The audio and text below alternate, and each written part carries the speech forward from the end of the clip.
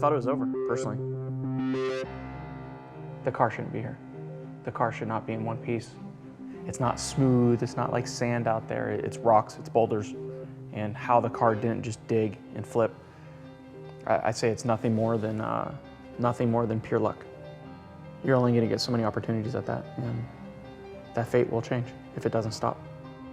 We're only 4 hands, and there's only so much we can do, and we have a parking lot full of cars. So it never ends. The stress never ends, the work never ends, and that's not okay. That's not an option. Something has to change.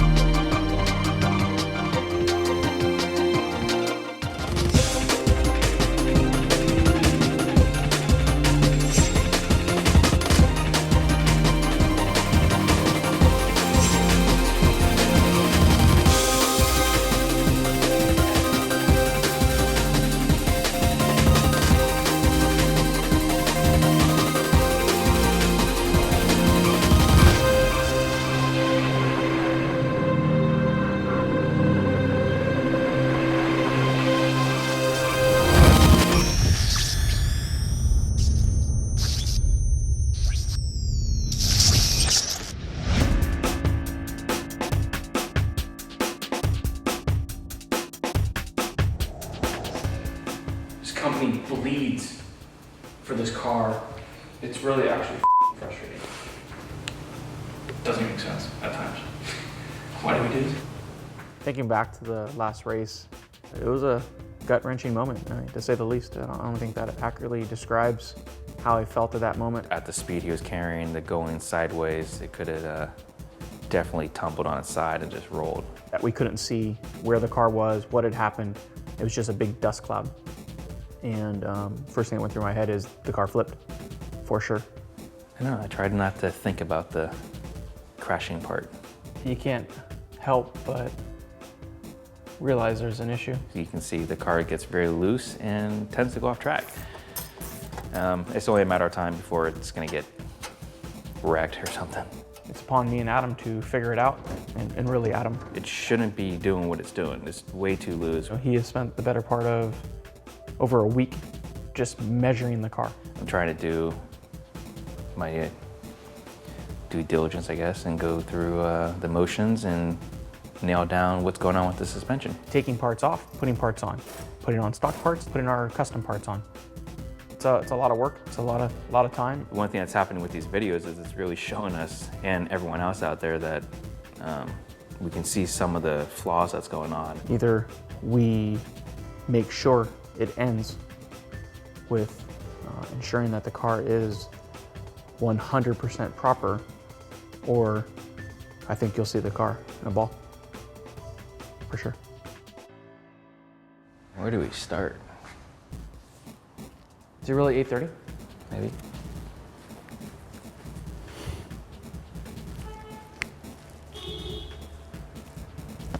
It's impossible. We have cars tomorrow to work on. All day. Depends what it is. What time? Wednesday. George, Wednesday.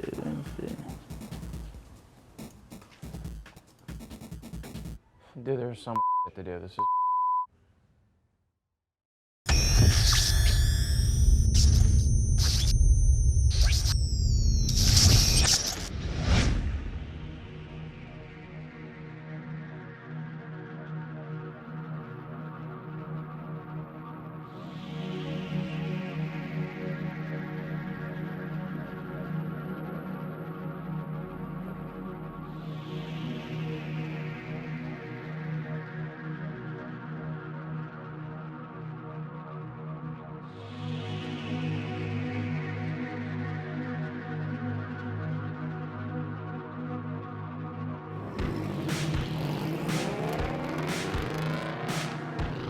We have a test day planned for this Thursday. We're scheduled to go to Infineon and test the car with the recent changes that we've done to it, which again is like another different car at this point. James is flying in. He's never been to Infineon Raceway, which is our home track.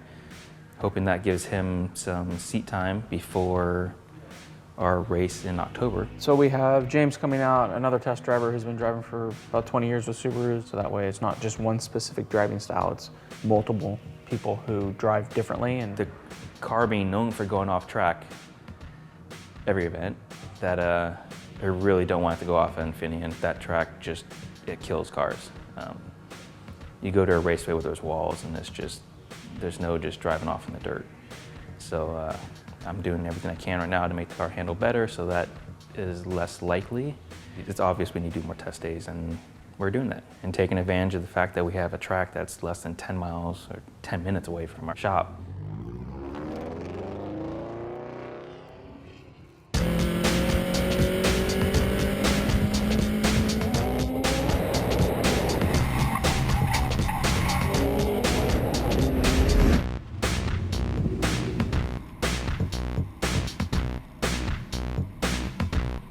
Said brakes suck.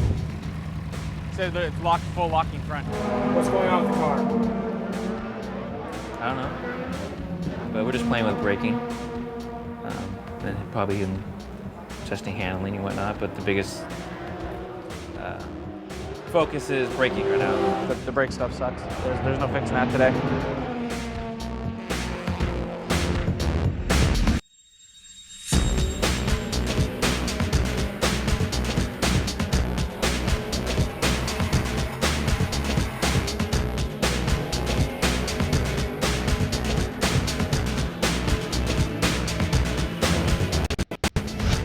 We switched to a more aggressive rear pad to see if it would help with the balance of the car. That's what happens when you forget a hammer. The car overall seems a bit better, but we wanted predictable.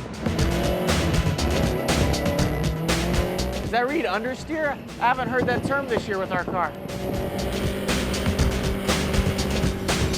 We came out testing today to get some issues resolved with the chassis as well as the braking being the number one priority. It's something that we needed to devote an entire test day to, in addition to some chassis changes that we wanted to make. It's a lot easier to drive out of the corners.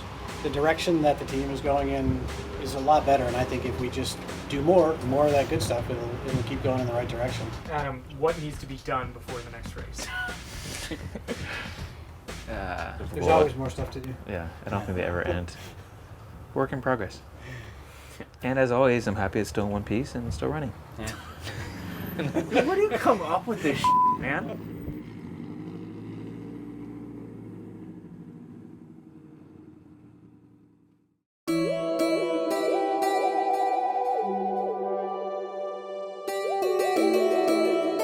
We're testing our fuel because that's so critical to how the cars run. We don't run race fuel. E85 coming from corn is, renewable. You see it used in, say, like flex fuel vehicles. They can run on that. The best part is it's cheap. Race fuel is actually very expensive. It can be $10, $14 basically per gallon. E85 a lot of times is in the $3 range. You have to make sure that it's consistent, that it is E85. So you do part ethanol, part water, shake it up. The water and the fuel will mix together, the ethanol will absorb some of the water, and then afterwards it will start separating. And what's left is the gasoline. There's a little calculation you put in, and that'll come up to exactly what percentage of ethanol you have. But that varies, which can happen from different gas stations. They can go down to E70, it could go up to E99 basically. That will cause issues, it could potentially break it and ruin a whole weekend.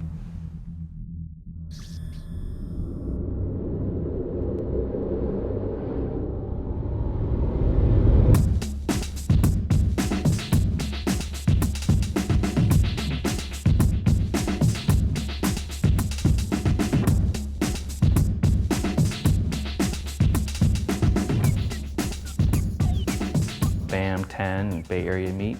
This is the 10th year. I've gone to all of them since 2000. It started with a handful. I think there was maybe 20 of us. The last couple of years, it's held practically in our backyard. It's the largest Northern California meet, I would say. We're starting to see, 300-400 cars. It's cool to see how it's grown and how a lot of us have changed our lives based around a car and had a hobby that turned into, their passion and business. Our car's been coming to this meet for over 5 years, and all the way from its stock configuration to lightly modified to full track into its current configuration of full-blown race car. Our 04 Subaru Impreza WRX STI originally started out in early 04. One of our employees here bought the car. It transformed from literally a show car with a very elaborate, expensive stereo system in the car. The car was just immaculate, had the finest equipment put into it. And then from there, evolved into doing light track days. After about a year, our employee, which his name was Kevin, offered the car to us for sale. Decided just to step up, buy the vehicle, and potentially do something with it someday. Worst case scenario is we would sell it. Back in 08, we decided to attend the Redline Time Attack season opener in the street class competition. We took third place, which was good for our first outing. And from there, we got offered an invite to the Modified Magazine Tuner Shootout. And we quickly decided we have to make changes because that's a full unlimited event with cars that have been doing this for a long time. 09, last year, we decided to partner up with one of our vendors and take the car out and see what we can do. And we really decided to go all out last year and try to better our standings, better our recognition of the car, our shop, and here we are today. There's not a whole bunch of these full-blown Subaru race cars out there that have gone to the extent that we have with this car. So it's fun to see people's reaction.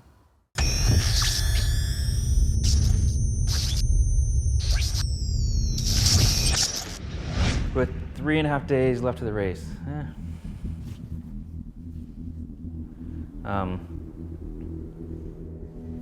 The car at this exact moment is not ready to go anywhere. We've made some major progress with the car, and we've changed lots of things with the car. Our major hurdles right now are our brakes. It's just that one line. And suspension finesse, I would say. We have a very unique setup on our car, and there's just nothing that someone can give to us as a cookie cutter, hey, you need to run this or that, and go with it from there. It doesn't work for our situation. We're making progress, for sure. It's a slow path. Who needs to strain a car when you got laser beams for eyes? We're just trying to maximize each and every little thing that we do. You're copping a squat in front of the tire, you're like, yep, I think that thing's out at 16. Hold on, let me turn on the laser beams.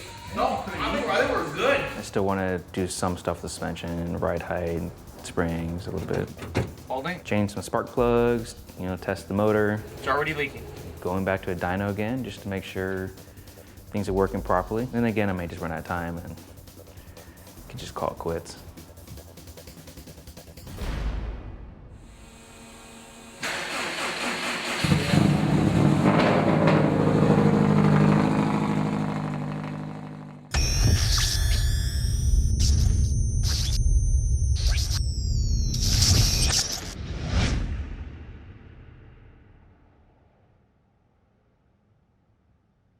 For once, not packing up the trailer, drinking coffee instead, trying to leave at a decent hour before noon, which would be a miracle. Kyle, Jose, and I stayed late last night till 3 in the morning, packing up the trailer.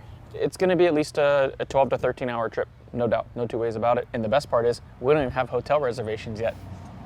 Whose fault's that? Figure that out when we get to Vegas. That's your fault. No. You just determined the other day that the car was working as of like 48 hours ago and that we're ready to go.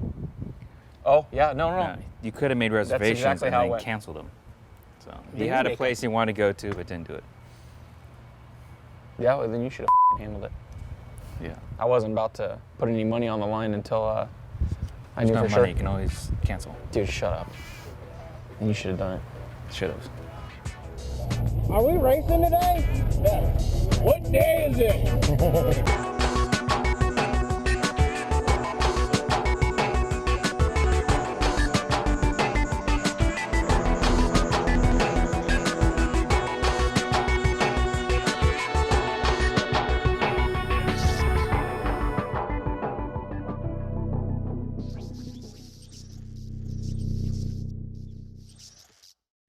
And we got in last night at, I think, like 8:30, which is almost unheard of for us. It's gonna be hot. This should be 100 degrees.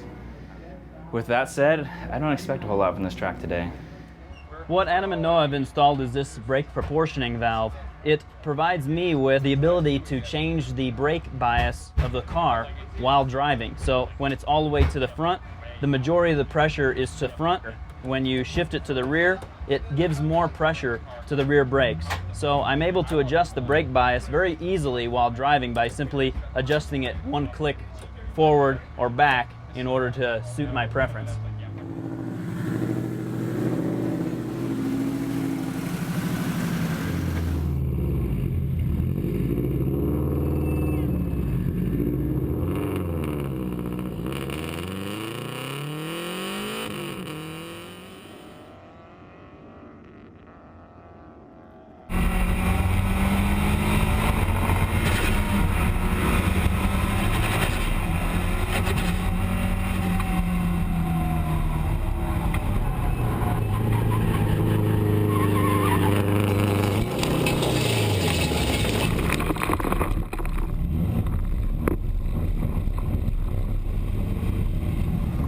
Car looks dirty. It only happens one way. So we'll have to find out. Obviously, it went off on the first lap. How do you go off on the first lap? He didn't come in and tell us, say, hey, something's wrong. He just, I would imagine that was just something he did on his part. Yeah, I'm gonna go clean my car again. And I went into it the same way as the first one, so right and a left. I approached it the same way, and you get into it halfway and it just disappears on you. The off the track has to stop. Yeah, I know. Take it slower, man, please. Let's learn it. Well, at least it doesn't sound like it was pushing it. It just missed the turn. Oh, I know. That's different than going on edge and going, whoops, that sucks.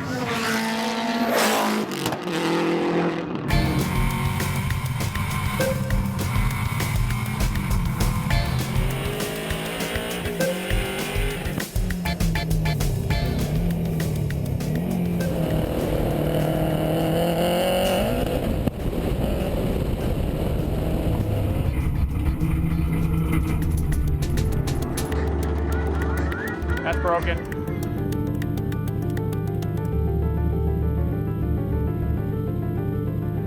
Broke a rear axle, so we did that a couple races ago at Fontana. So we have another spare one, which hopefully holds up. It's pretty common with this kind of power level. It's time to switch up to bigger ones. Hopefully it stays together. Yeah, that's about it. As long as it makes it around the track a few times, stays in one piece.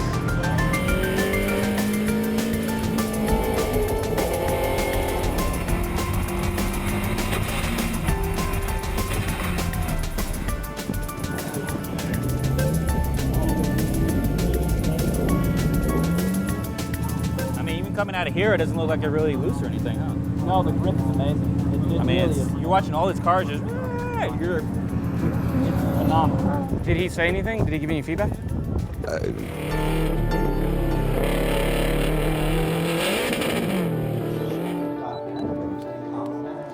You don't even hear him. It's right there. Oh, going in. Yeah. Over the last 2 months, in downtime, we've made a lot of changes to the whole overall chassis dynamic of the car, and our whole focus was to gain rear grip. Oh yeah, that's broke. We just broke another axle.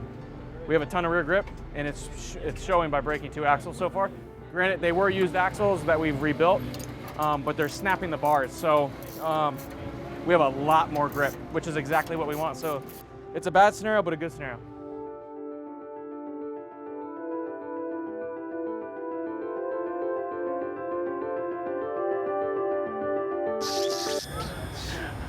There he is.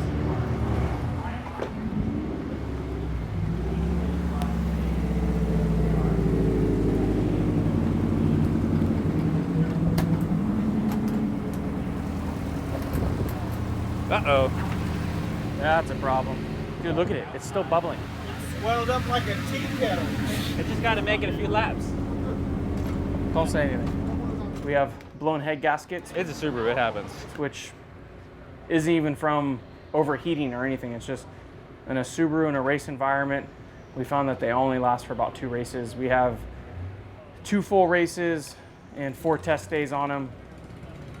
You know, it's one of those things where when they're good, they're good. When they go bad, that's just it. So it's nothing that you can foresee.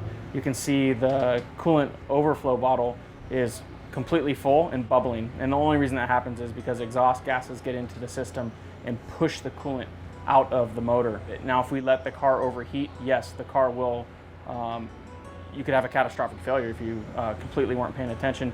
James is well aware of what's going on. He knows to watch the gauges. He's very methodical about that stuff. So nothing bad's gonna come from it. It's just a matter of we only run a few laps. No more practice today or tomorrow. We're just gonna save it for the race.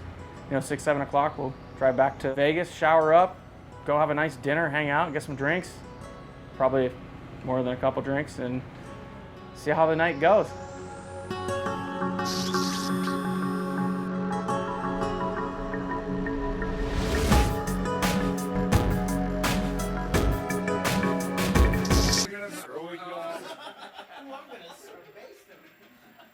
There's like in the firewall. I'm like, why? Because we told her.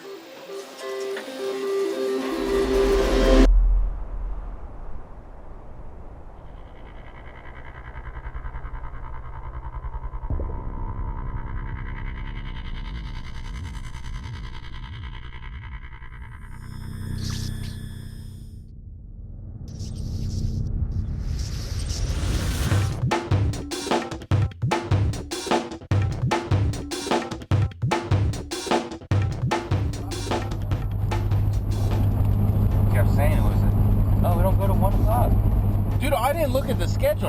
How did you say that then? Someone said, oh, record results not till 1. I'm like, that's dumb. That's in the middle of the afternoon. No, what time was it?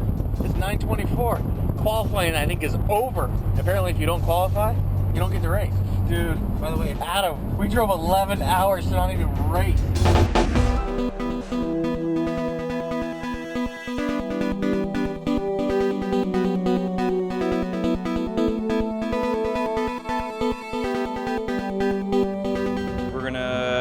Top off the cooling system and go run it out there. This is called Ghetto Lick. See, at least get some times down so we can Maintain points. get something. Yeah, maintain. Yeah, it's all about points. I want points for the It's championship. NASCAR. Noah doesn't care. He thinks if you don't win, you're losing. So Our motor's more reliable than everyone else, allegedly. It doesn't matter when you lose. Who cares? According to Adam, it's about gaining points because this is NASCAR. Dude, it's dumb. That's it. Dude, I can do a warm-up, 2 hots, and a cool-down. It's fine. No, I guess you're doing a warm-up, a hot, and coming in. Unless you look at it and you're like, dude, it's 190. I have another hot lap and the car feels good.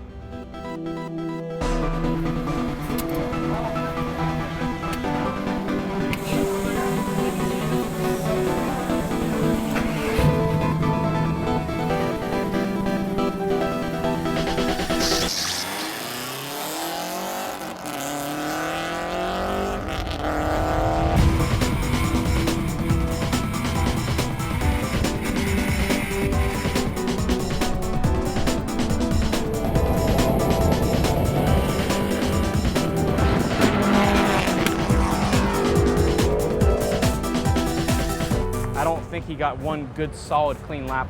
There's cars everywhere. It's Bottle 3. Love this stuff. I got a headache again. So I see how this is going. There's no way that was enough. It's gonna turn into a migraine like yesterday, and then I'll be crippled.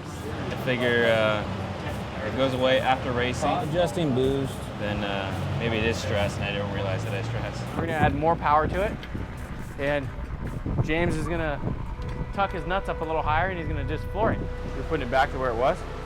The last session, at least right now. I don't know if I go too high. It's gonna. Okay, can I go up? Why run? Why? It's not gonna go any faster on its own. No, the driver makes it faster. That's it. Day's over. Stop being so goddamn negative. God, don't quit.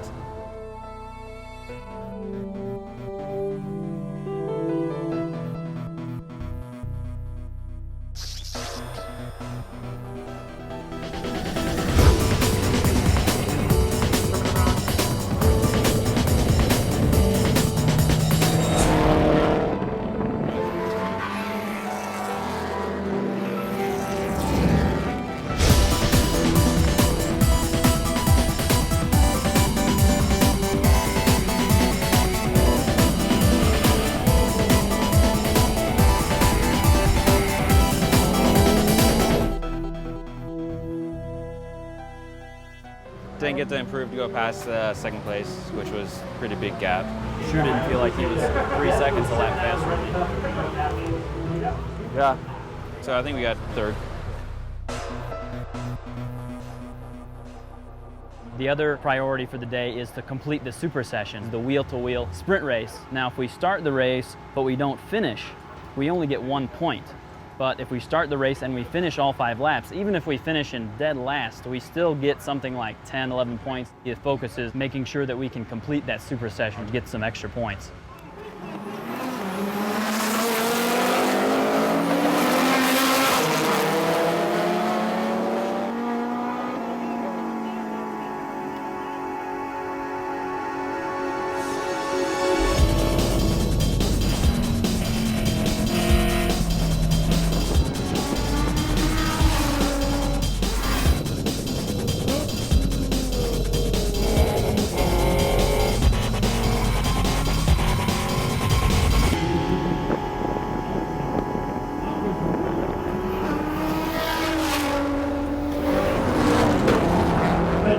Is holding it to grand.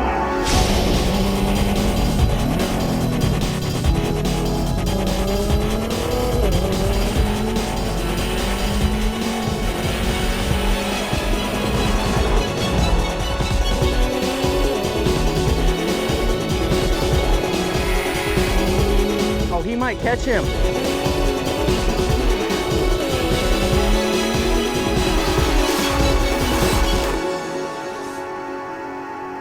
Once we go against Brian Locke in the Cobb GTR, it's the only super sessions that are exciting. Can you believe the start, how close it was? Yeah. Everyone's like, Oh my!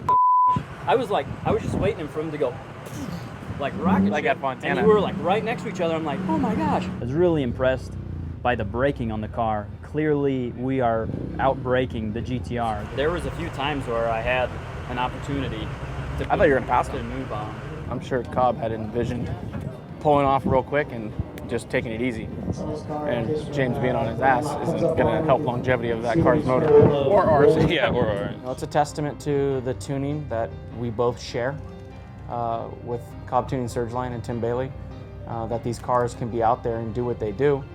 And I think that's why you see both these cars running each other down during these super sessions. You know, they share the same tuner, and that's why they keep going. You know, having braking issues and suspension issues before, we've overcome that now.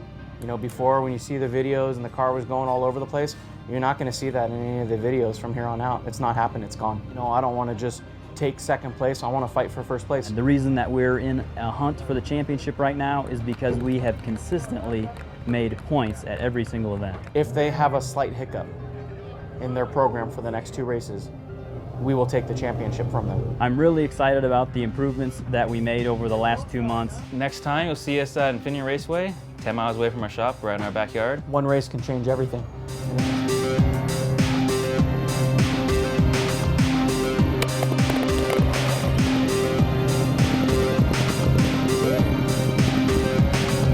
I had an apple fritter and a maple like old fashioned. They taste the exact same. I think they took Wonder Bread, crumpled it up and smashed it into a ball and just put different glazings on it. Either way. Are you really getting me dusty in the car, dude? More of me looking like a jackass on your film, thanks. Appreciate it.